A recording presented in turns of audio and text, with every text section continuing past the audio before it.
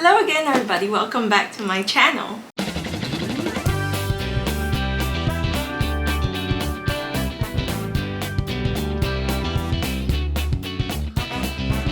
Alright, so it's Merdeka Day. Selamat Hari Merdeka Malaysia and Malaysians, and happy birthday to my cousin. Now I'm sure most Malaysians would agree that although some things in Malaysia might not necessarily tickle our fancies, there are other things that constantly bring Malaysians together, and the most important thing out of this is definitely food.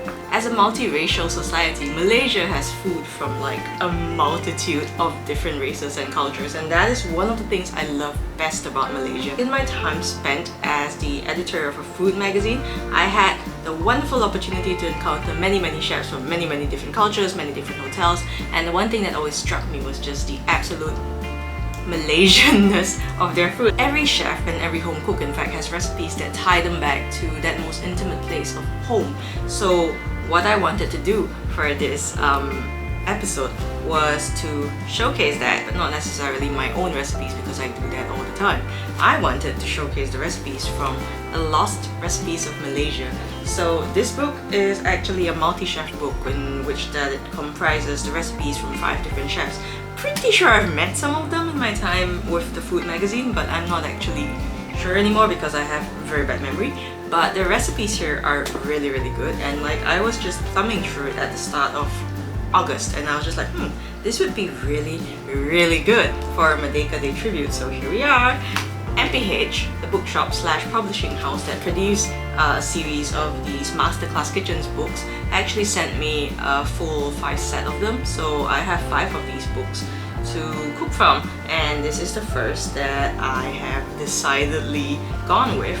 So in this book there are recipes from a few different cultures. There are the traditional Malay recipes which I went with, there are Chinese recipes, there are Nyonya recipes, and there are Indian recipes. So I wanted to cook like a lot of them, but I was also very lazy and didn't have much time, so I just decided to stick with 2 recipes, and that was that. So the recipes that I decided to cook this time around are from Chef Khairul Anwar. So his recipes utilize a lot of traditional local ingredients that you don't necessarily see people using in cooking anymore, or maybe they do and I don't see it because I have been trapped indoors for sometime like a year. But I like his recipes simply for the fact that they utilize all these herbs that make for a truly unique Malaysian experience, but not Malaysians as say a visitor to the country would know it. It's unique in the sense that these are the things that people in the villages far away from the main town centers might have, and I really like that because these are the actual flavors of Malaysia, you know?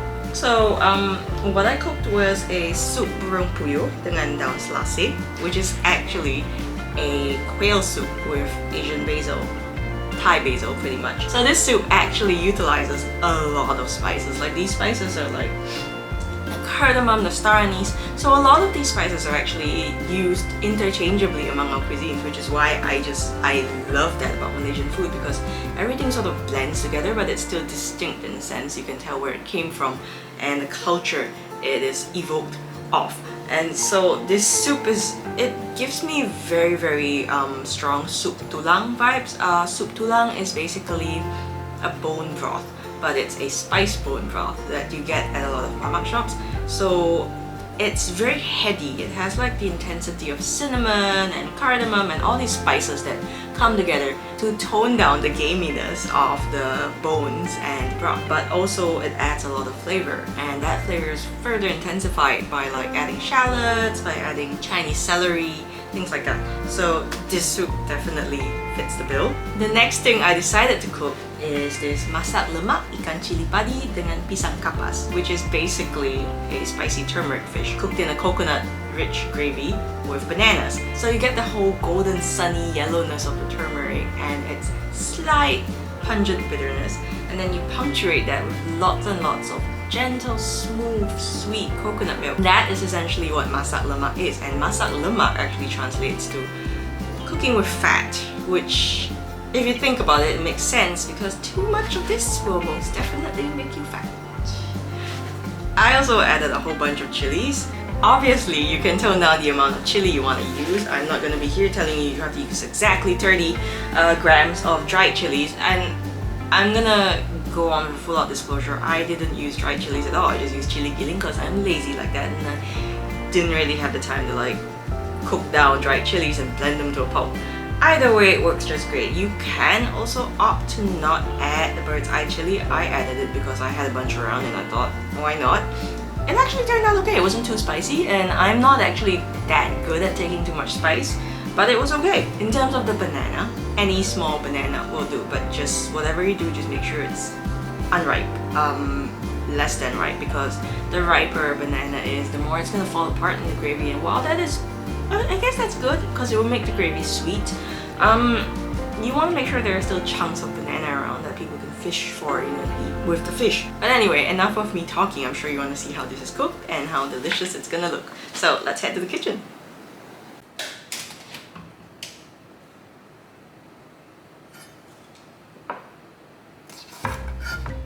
We're gonna start off by making the quail soup, and you do this by basically thinly slicing up some shallots.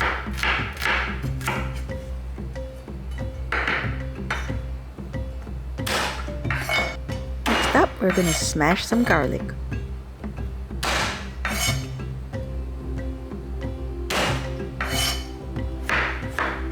Thinly slice some ginger.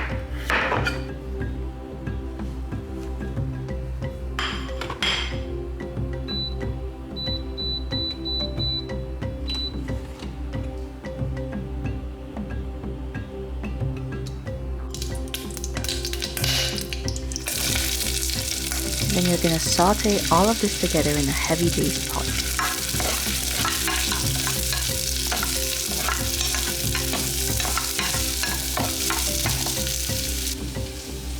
Get your spices. You'll need cinnamon, cardamom, fennel, cumin, as well as star anise. Saute them with your aromatics. Slice up some lemongrass and pound it if need be. Curse your tiny hands for not being able to hold it all together. And grab your quail and let's go. Add both of these to the pot.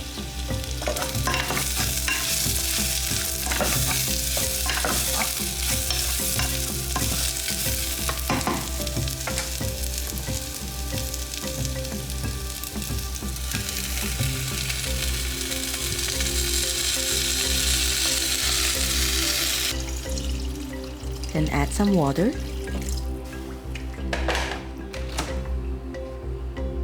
Along with half a chicken stock cube. Cut up a lime and squeeze the juice into the pot.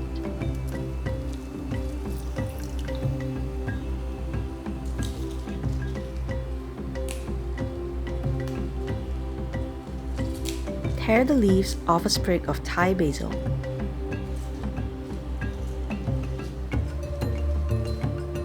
Then you're going to layer the leaves together.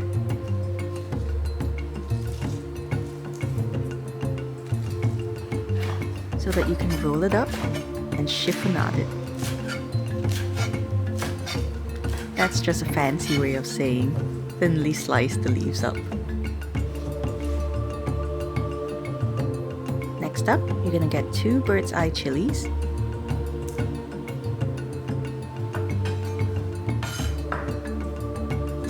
Barely slice into them.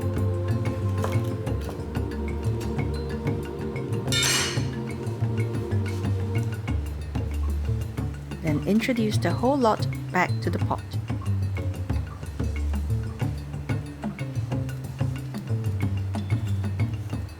Add salt.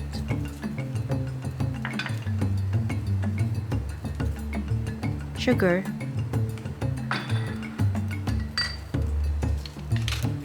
and pepper to taste.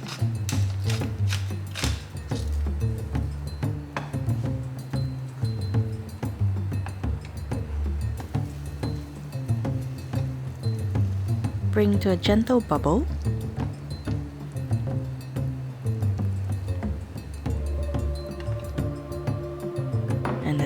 you're ready to serve.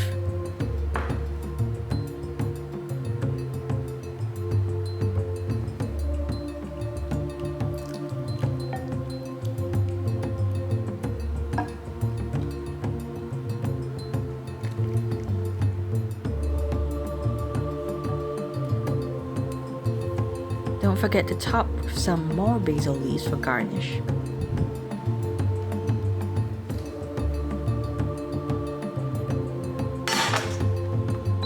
To start with the masak lemak ikan, heat up some oil in a heavy based pan. Add in some chili paste,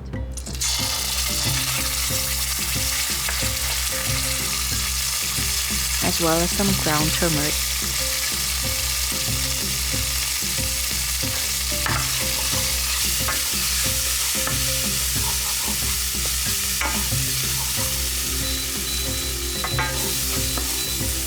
Add in your fish.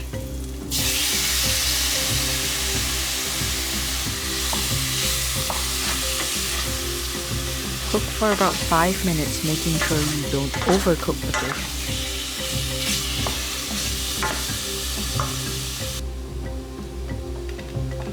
Meanwhile, prep some lemongrass.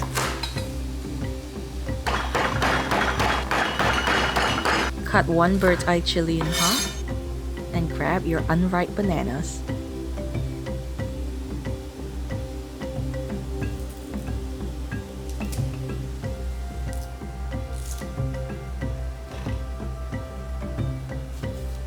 Peel your bananas.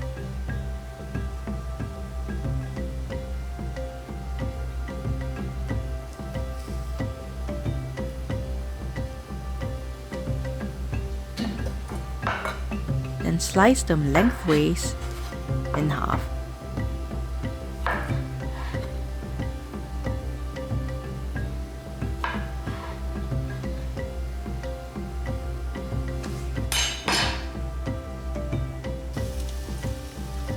Next up, add some coconut milk into the pot with the fish. Then add some water, just enough to cover it all. Add your lemongrass, your chili, and the bananas.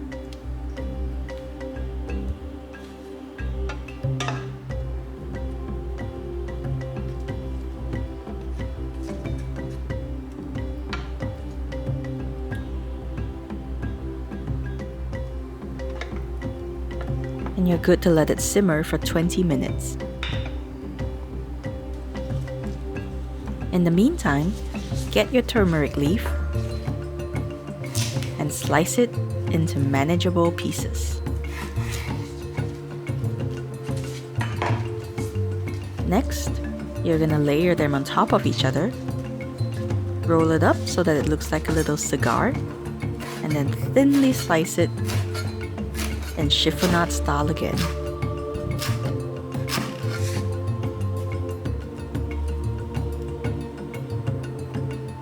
Season the fish curry with salt and sugar to taste.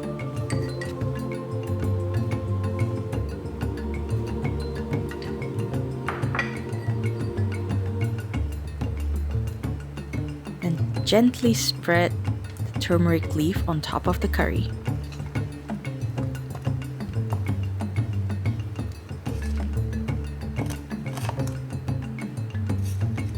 At this point, your kitchen should be smelling heavenly.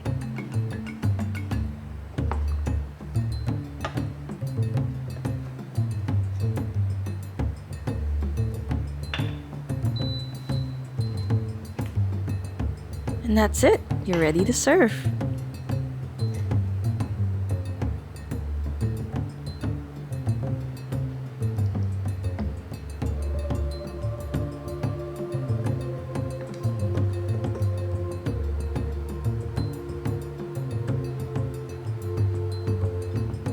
Garnish with some extra shredded turmeric leaf.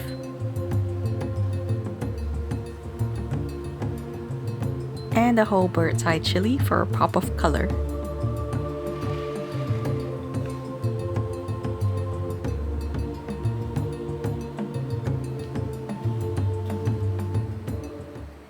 So I gotta say, these recipes, hands down, the most amazing Malay style recipes I have ever made. Not that I've cooked a lot of Malay food because it's usually quite time intensive and I am very lazy.